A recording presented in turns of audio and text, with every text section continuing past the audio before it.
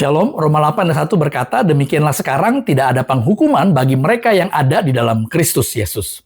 Kasih karunia adalah pengumuman yang paling radikal di dalam kekristenan, bahwa Allah yang kudus, yang berhak menghukum, memilih untuk tidak menghukum kita. Bukan karena hidup kita yang layak, tapi karena Kristus sudah menanggung semuanya.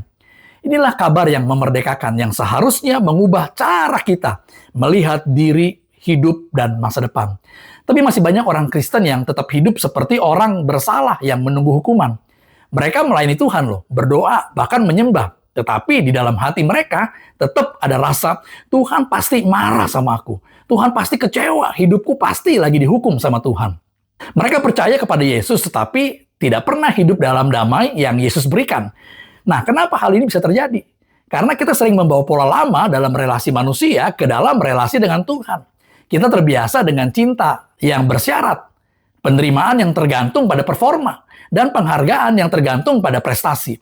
Maka kita suka mikir, Tuhan pun pasti seperti itu. Baik saat kita baik, marah saat kita buruk, mendekat saat kita benar, menjauh saat kita jatuh, menghukum saat kita tidak melakukan kehendaknya. Perhatikan, Injil membongkar cara pikir salah seperti itu. Kasih karunia itu bukannya Tuhan mengabaikan dosa, tetapi Tuhan telah menghukum dosa itu pada Kristus sekali untuk selamanya. Karena itu bagi yang hidup di dalam Kristus, tidak ada lagi vonis, tidak ada lagi catatan hitam, tidak ada lagi daftar kesalahan. Yang tersisa hanyalah kasih, pemulihan, dan undangan untuk hidup baru.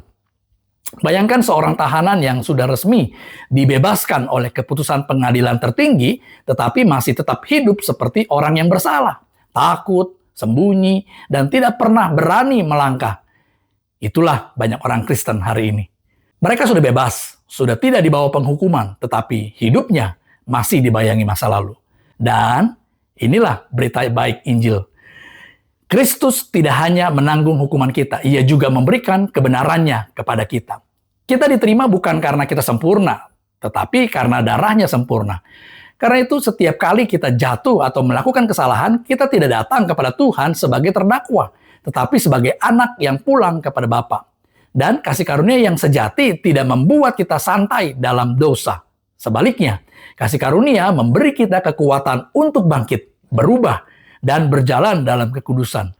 Penghukuman membuat orang takut, kasih karunia membuat orang berubah. Itulah kuasa Injil. Jadi hari ini hargai kasih karunia Allah dengan menjalani hidup dengan rasa syukur dan kemenangan. God bless.